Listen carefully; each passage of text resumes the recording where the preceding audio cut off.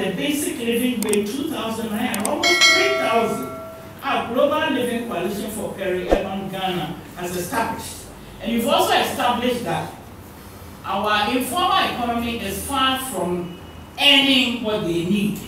Again, you've also indicated the absence of support systems. You've also indicated food insecurity, eating less. Now, what can the argument about what the council say? We are investing in the human capital of Ghana. We should pay attention to nutrition. Because your money in your grandparent, you know, one in your penny, one at 1 pen, so and therefore, I desire thing. The end of yes, 3 weeks. Yes, you 500. 500 no go ban then na obedi has started to say woman boy so yes I go market back and come to be mean and can do no obey or the corner of back and I feel no accommodation now the mama hostel or the corner of back because currently no you been move back me back out munti because me no situation now me sure most of them back do man employee almost see dey almost see people me say wa ma ya do ma say ye I don't know me so mama back be do man am see dey ye do man at least 200 of my now we are obi to my who must market also about you know we have to say I'm a free market that's what for us one of the pertinent issues that always come up is the issue of public space. Issue of public space in the sense that normally the need for public space by government and the need for public space by the informal economy always has a conflict.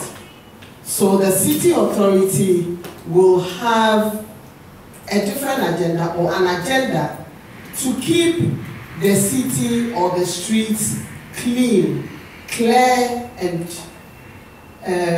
beautiful. The informal economy wants that same space to make their livelihoods, to make income, to be able we should use that public space for. And for us, from WIGO, it is one of our interests because we are interested in the informal economy. And if public space is one area that they need, then it's an area that we are interested in. And hence why we are here today. Secondly, over the last 4 years, there has been a global crisis, and I don't need to belabor the point. COVID came with a lot of issues. One particular one is the impact of all of that on the informal economy. Clearly, impact of COVID, one area that is really bringing a lot of interest and issues for the informal economy is the cost of living. So clearly, as we go, again, we are interested to learn the impact of COVID and what's happening around cost of living for the informal economy. Hence, we decided that we wanted to have this engagement for the key stakeholders to have a conversation around these two key issues that I have raised, and that is why we are here. So we just want to encourage everybody to share your experiences from where you sit, from academia, from TUC point of view, from traders point of view, from the municipality point of view. Let's hear your experiences. Let's hear what is going on where you are in relation to these two areas. And at the end of the day, we hope we will find some actionable points that we can use in addressing the conflict or the disconnect between what the informal economy wants and what the city authority wants, so that there is some agreement and there is harmony in the two parties engaging every day. Thank you very much. So I'm here, I'm the head of organizing, and the informal economy is under that department. So I believe I'm at the right place. Yeah. Okay. The partnership between WIGO and the TUC has been a long one, particularly for the informal economy, for which the TUC we consider them as vulnerable groups. Yeah. So we have domestic workers, women, youth, and all that, a bunch of disability groups, all that put under the vulnerable groups. But we are also much particular about the informal economy, also for the sheer numbers. And we are happy Bigo is always working in this direction. We are a strong partner in this, and we believe we can avail our conference room all the time for these meetings to be engaged here. We also believe that it's not easy with respect to cost of living now. Also, the private spaces, there's also a big challenge with that. If you look at the TUC structure, we try as much as possible with the department to engage the assemblies to provide some spaces for the informal economy. But that process has not been conclusive. So we are happy these discussions are going on. And we believe that we can engage further, discuss further, be able to push the governing bodies, our governments to be able to do the needful for us to bring protection or give protection to the informal economy workers. I'll not bore you with more talk. All that I have to say is that make the TUC is your home. Once you are here, feel free. Anything you want, myself, Lord Victor Adaglo, another organizer is available. Anything that you need, we are ever prepared to provide for you. You are still here to be successful and for the meeting to proceed. Thank you so much for your attention, and God bless you for coming. And they cope by reducing household food consumption. In our local reserve, if you take 3 square, you can't take 3 square meal, right? So you only take one, you go for work, you skip maybe breakfast, take lunch, and then sleep empty stomach, no dinner. So one month. 010. 010, right? And that is a coping mechanism, a coping strategy. So most of the workers say, oh, we cope by reducing food consumption. And also quality, not just the quality of food. Okay, I remember when you saw some of the carry, he said, oh, now I can't buy egg, or I can't buy meat. It means that you will eat the carbohydrates without fiber or protein. Okay. Let me back them with some petitions from the workers. So I said, now we are skipping meals. This is your voice, this is not my voice.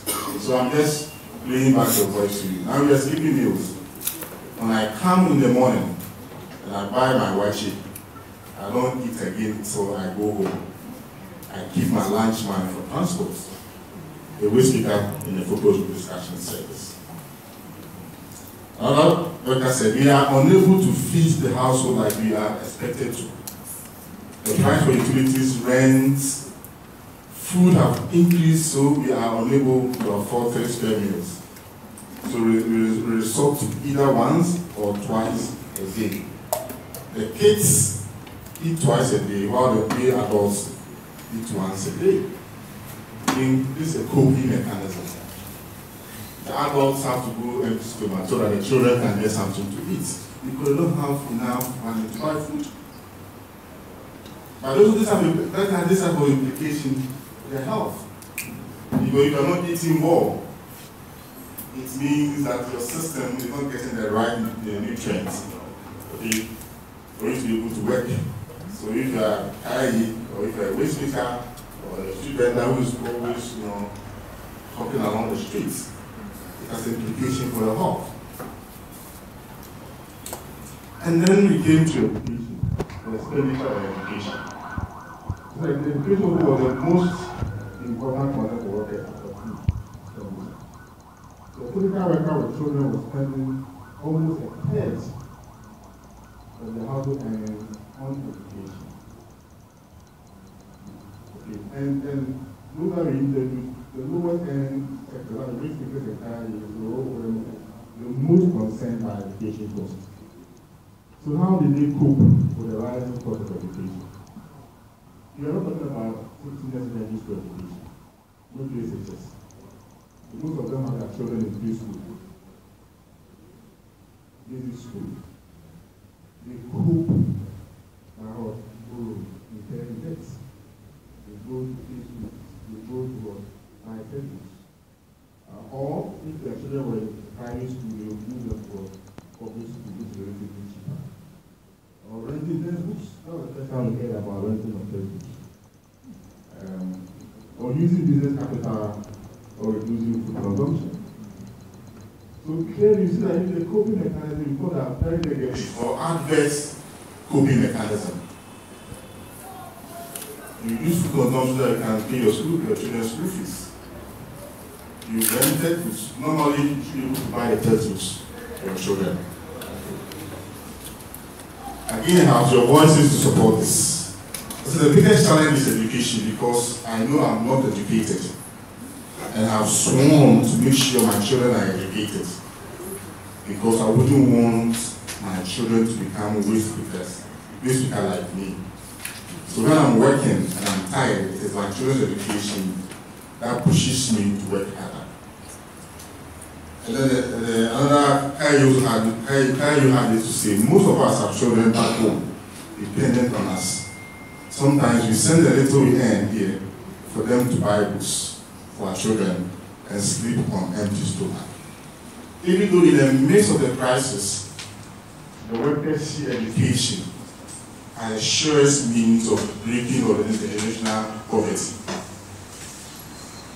So, in the midst of crisis, we still find ways to mean that they say, make sure that the children get education. We don't want our children to be like them. For us, this is an important finding in terms of expenditure on education.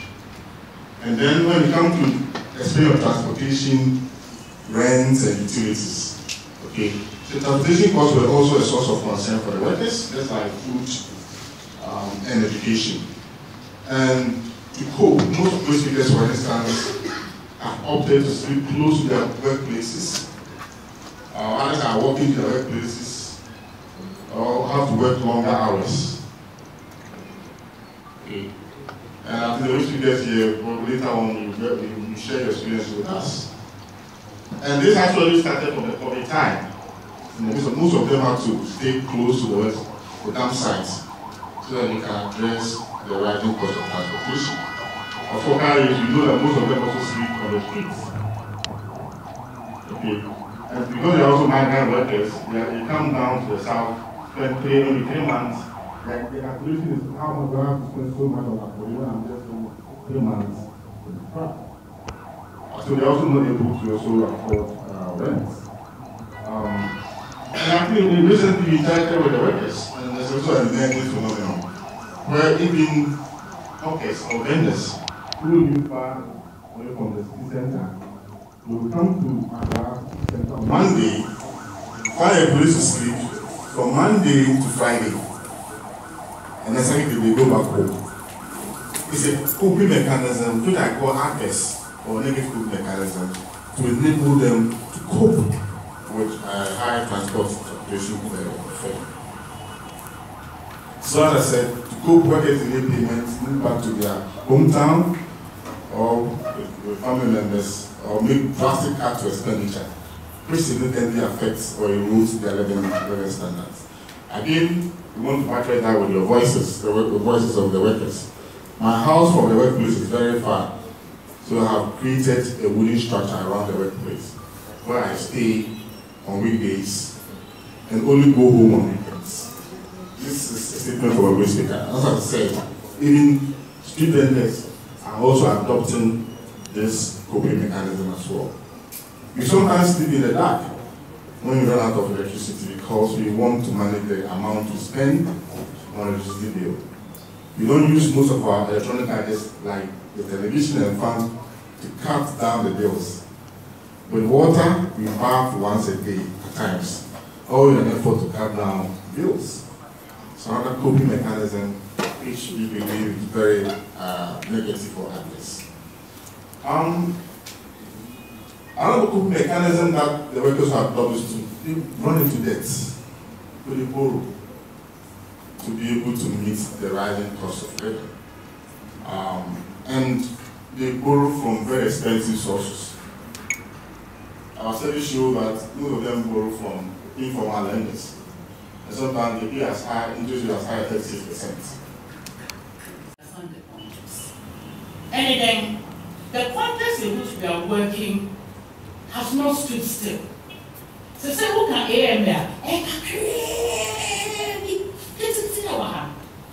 on one side you are standing on political land.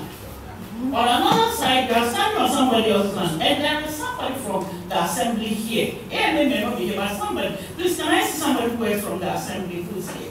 As they were introducing, somebody said they were from here.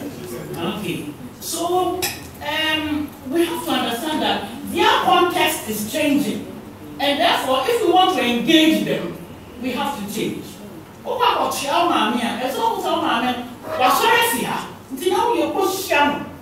who names in the submissions that were made, our senior colleague, Dr.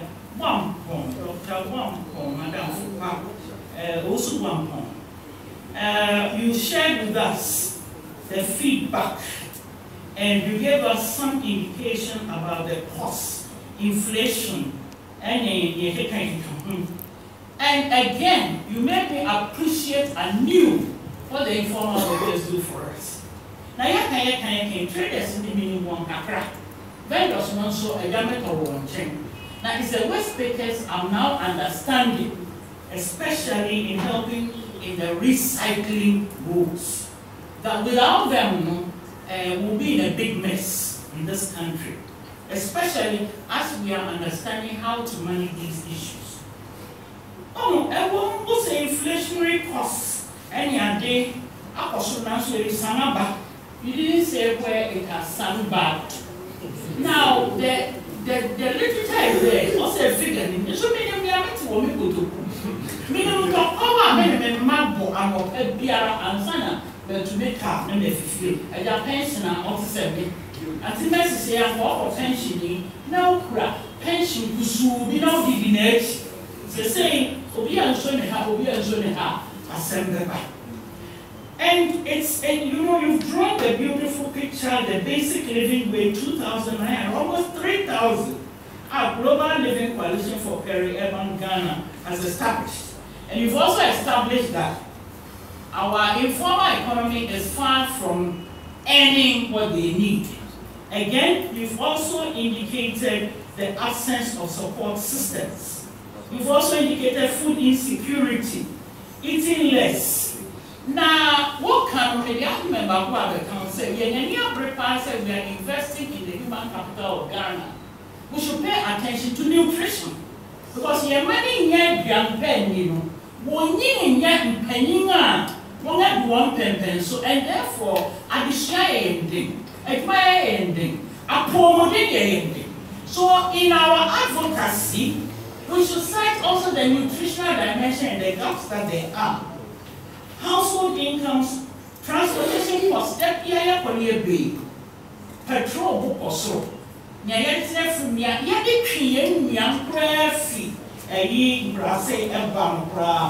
is a problem, the issue of education and coping mechanisms.